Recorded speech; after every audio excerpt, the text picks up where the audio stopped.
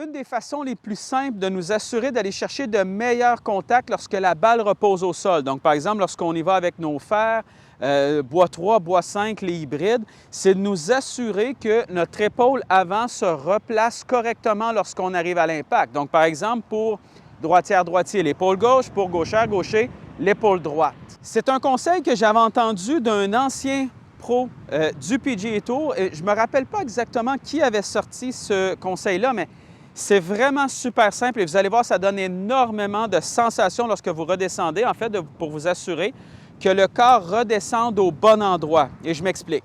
Lorsqu'on s'installe comme ça ici à la balle, voyez par exemple mon épaule gauche, où est-ce qu'elle est positionnée présentement. Donc, vous voyez que lorsque je m'installe naturellement comme ça, mon épaule gauche est à peu près là, à l'intérieur de mon pied gauche. Donc, naturellement, c'est à peu près ce que j'ai. Moi, ce que je veux sentir lorsque je vais redescendre, c'est de m'assurer que cette épaule-là revienne exactement au même endroit lorsque j'arrive à l'impact. Ce que je veux dire, je m'installe comme ça ici, mon épaule est dans une certaine position, je tourne vers l'arrière. Naturellement, lorsque je tourne vers l'arrière habituellement, ce qui va se produire, c'est que le corps va avoir tendance à se tourner comme ça ici, et même souvent, on va avoir tendance à légèrement se déplacer comme ça ici lorsqu'on tourne vers l'arrière, qui fait que mon épaule gauche passe à peu près à l'intérieur de mon pied gauche et s'en va à peu près à l'intérieur de mon pied droit ou légèrement plus centré comme ça ici. Donc, j'ai passé de l'intérieur de mon pied à environ au centre ou environ à l'intérieur de mon pied droit.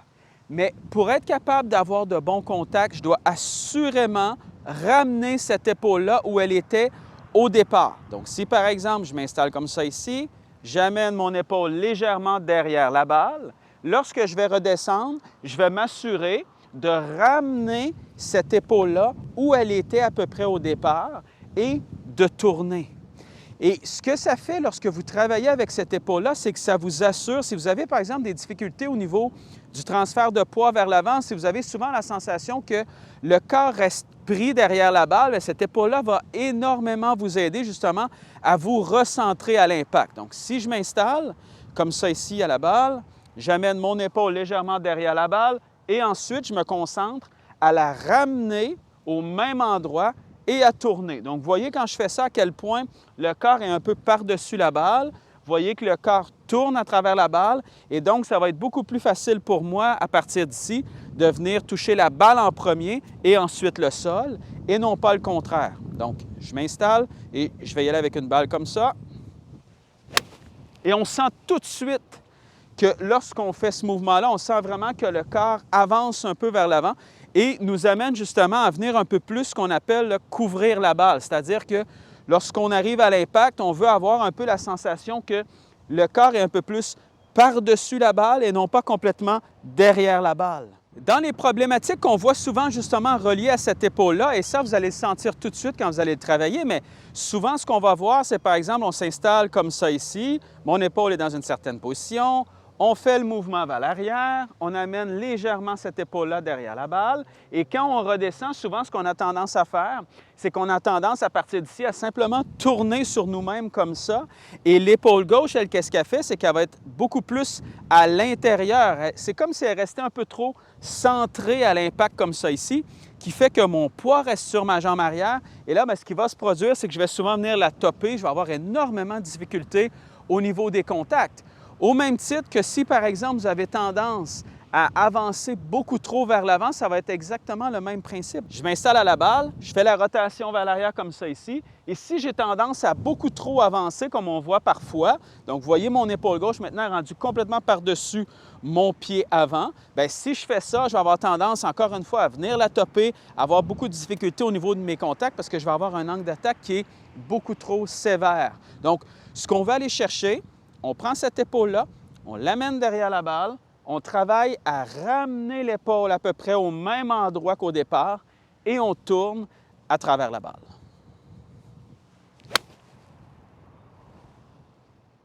Si vous avez de la difficulté, par exemple, à compresser la balle, ça va vous aider énormément. Donc, si vous cherchez là, vraiment un contact un peu plus la balle et ensuite le sol. Cet exercice-là va vous aider énormément parce que justement, qu'est-ce qui fait à la base qu'on est capable de compresser la balle un peu plus? C'est le positionnement de corps.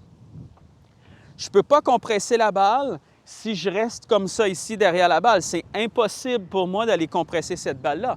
Donc, plus je vais sentir que l'épaule revient un peu plus dans sa position initiale pour ensuite tourner, bien, plus j'ai de chances d'arriver avec les mains en avant de la tête de club lorsqu'on arrive à l'impact, et c'est exactement ce qu'on veut aller chercher. Mais comme je vous disais, faites attention de ne pas l'exagérer en poussant beaucoup trop vers l'avant comme ça ici, ou en restant trop derrière la balle.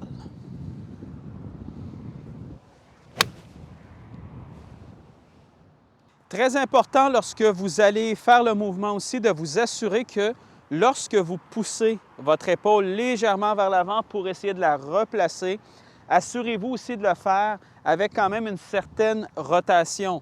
C'est-à-dire que si vous faites simplement pousser votre épaule comme ça ici et que le corps ne tourne pas suffisamment, vous allez arriver un peu comme ça ici à l'impact, où la face de club va arriver complètement ouverte, vous allez avoir énormément de difficultés au niveau de vos contacts.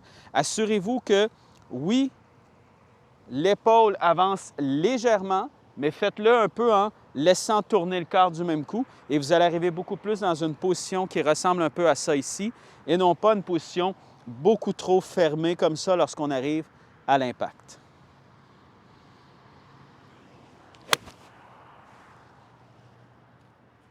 Même principe, donc si je vais par exemple avec un bois 3 comme ça, je vais aller chercher exactement la même sensation.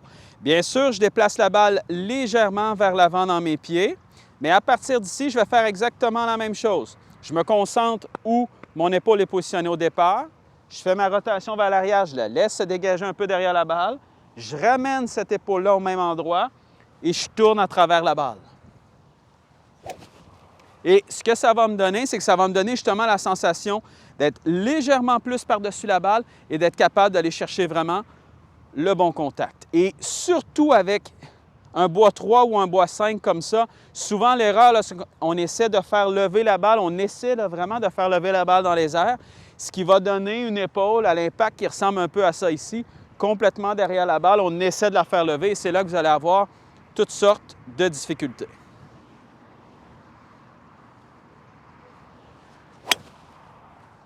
Même principe au niveau du hybride. Donc, je vais aller chercher exactement la même sensation. Je travaille avec mon épaule encore une fois. Très souvent avec le hybride, même principe qu'avec le bois 3, le bois 5, on a tendance à essayer de la faire lever dans les airs. Mon but est d'aller chercher exactement la même sensation qu'avec un fer. Donc, je m'installe, mon épaule est ici derrière la balle, je la ramène, je tourne et je laisse descendre mes bras vers la balle.